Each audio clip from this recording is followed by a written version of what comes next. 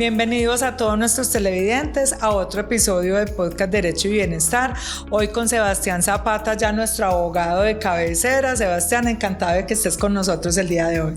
Hola Lina, un cordial saludo para ti, para los televidentes. Muy complacido de nuevo poder estar en este espacio y bueno, vamos al grano. Vamos al grano, como dicen los dermatólogos.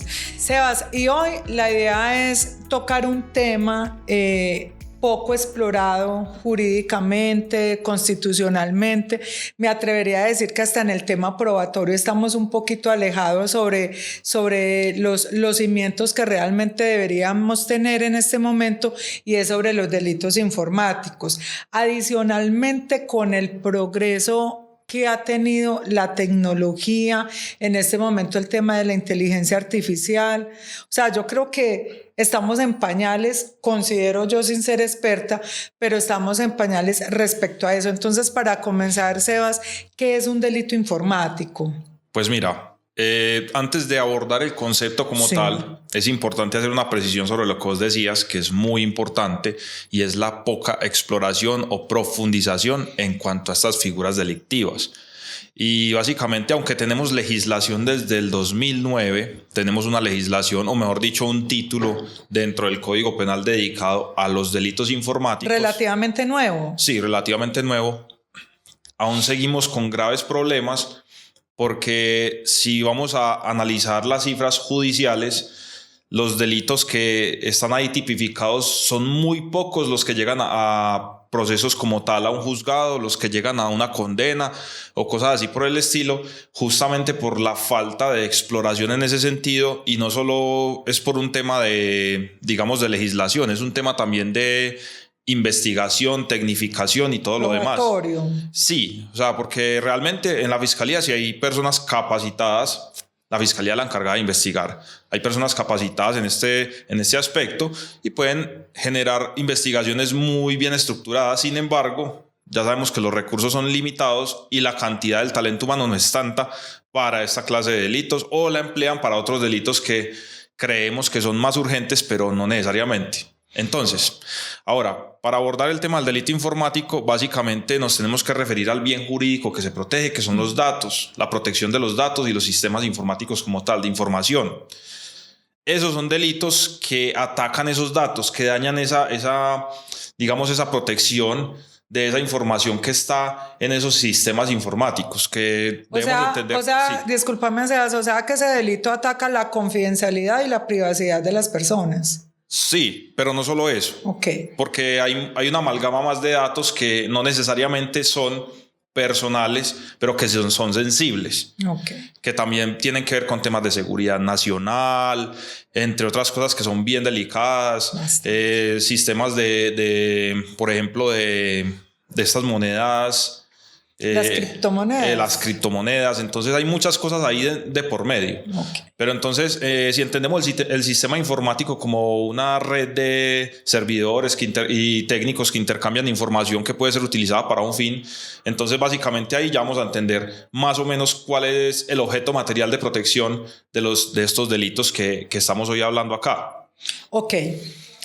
Sebas, ¿qué tiene que hacer una persona para que se le catalogue como un delincuente informático? ¿Qué actividades o qué tiene que ejecutar él para que sea judicialmente investigado por este delito? Bueno, pues yo creo que es muy importante primero hacer una precisión inicial para ya ir hacia ese punto. Sí. La primera precisión es que existen delitos informáticos que son propiamente dichos, los que mencionamos al principio, que están dentro del título de protección a los datos y la información, y hay otros que son conexos. Es decir, los delitos que toda la vida hemos conocido, que siempre hemos sabido, que la extorsión, que el hurto, mejor dicho, todo lo que nosotros sabemos, pero por medio de mecanismos informáticos. Exactamente.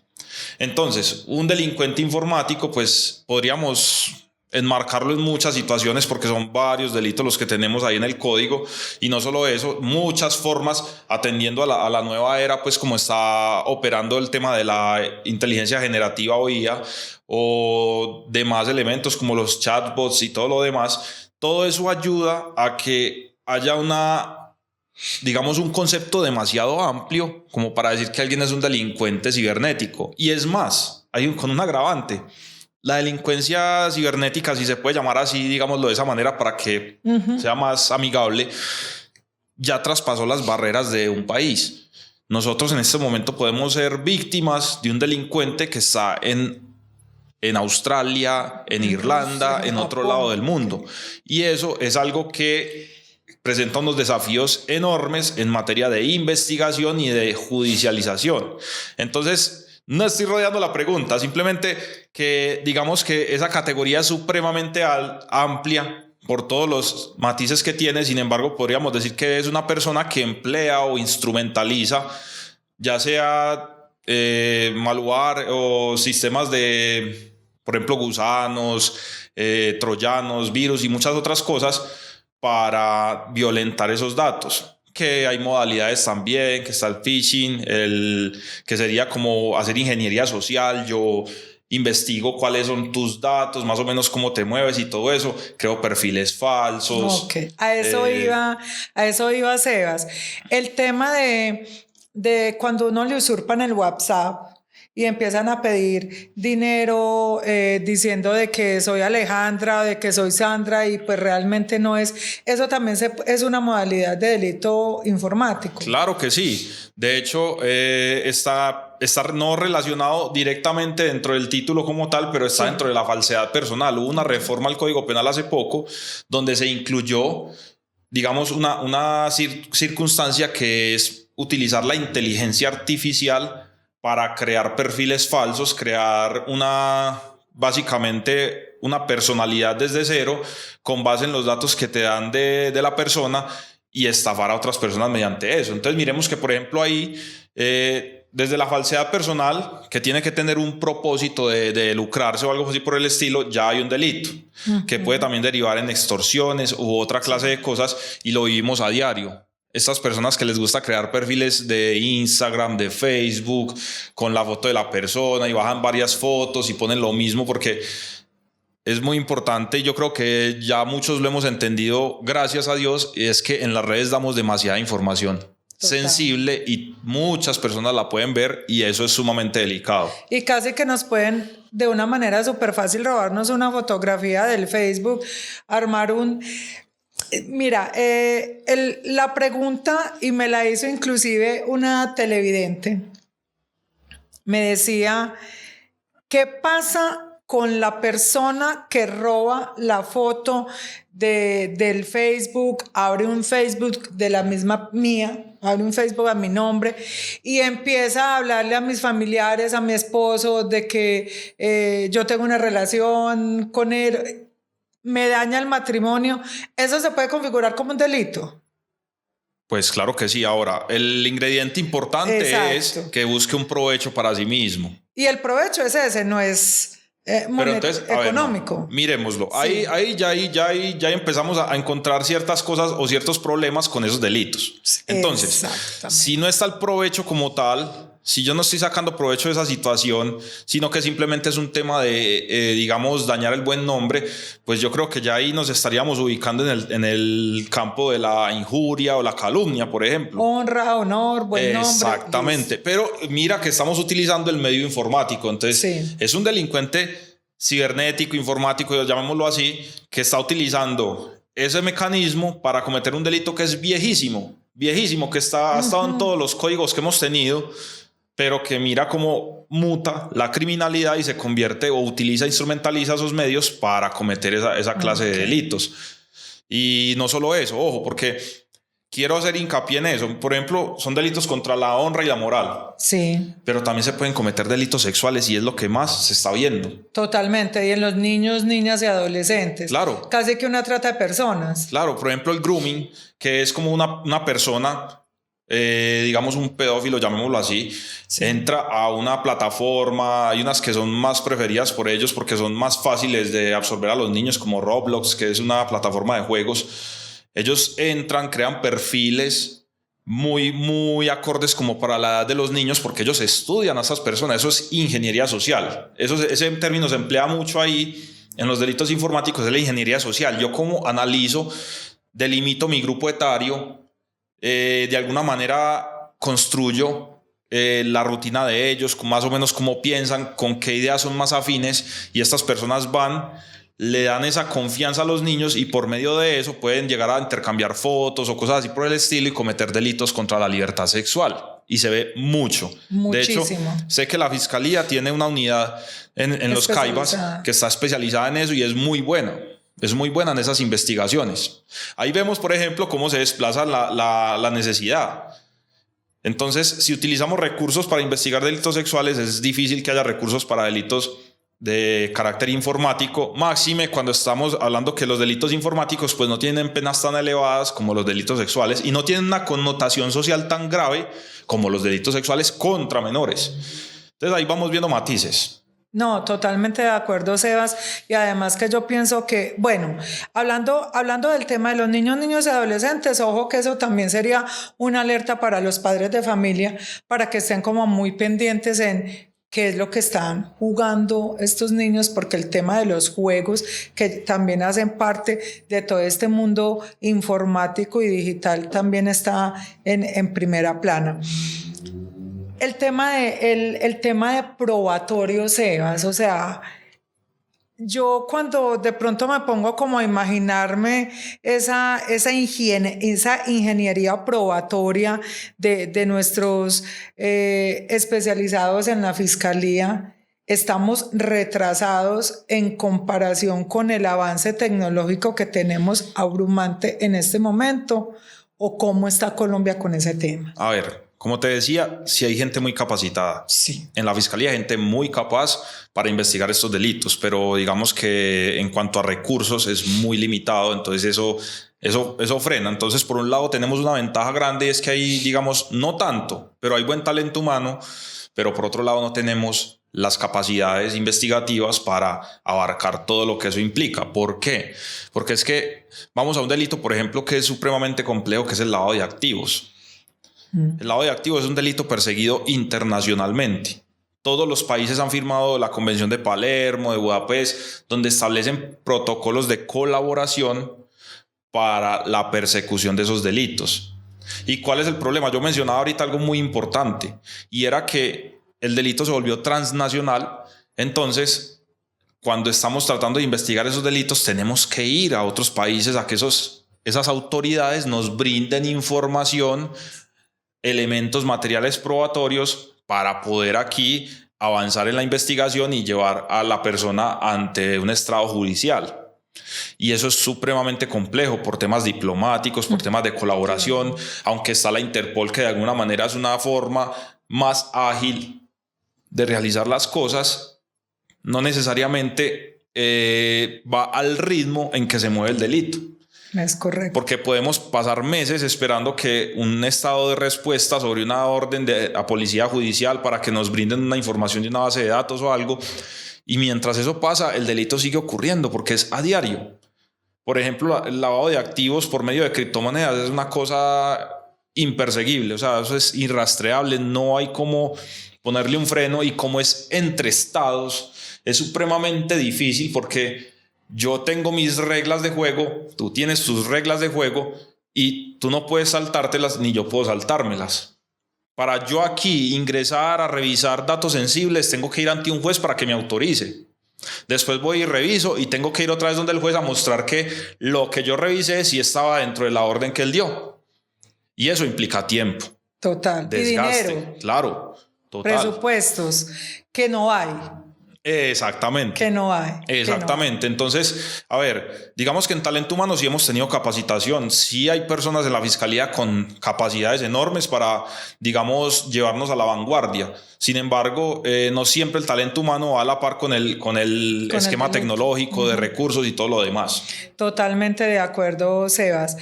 Sebas, una pregunta de alguien también. O sea, los dos ejemplos que voy a colocar acá son que sucedieron. El primero, el tema del acabose del matrimonio. Eso sucedió.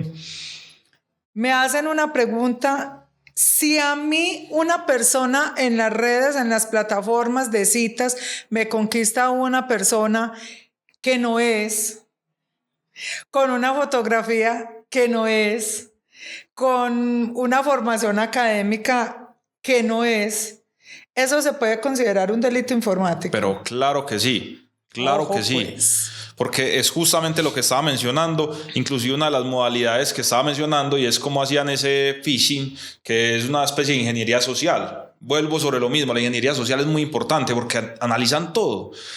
Entonces, o sea, es tan sencillo o digamos tan complejo porque estas personas hacen un ejercicio que no es fácil y es identificar a las personas que son vulnerables ante ciertas formas de abordaje y pues obviamente apoyados por la inteligencia artificial generan esta clase de negocios que a la larga son estafas y muchas otras cosas. Supóngase que esa persona, que fue el caso real, supóngase que esta persona no va determinante a un tema lucrativo, sino a conseguir pareja.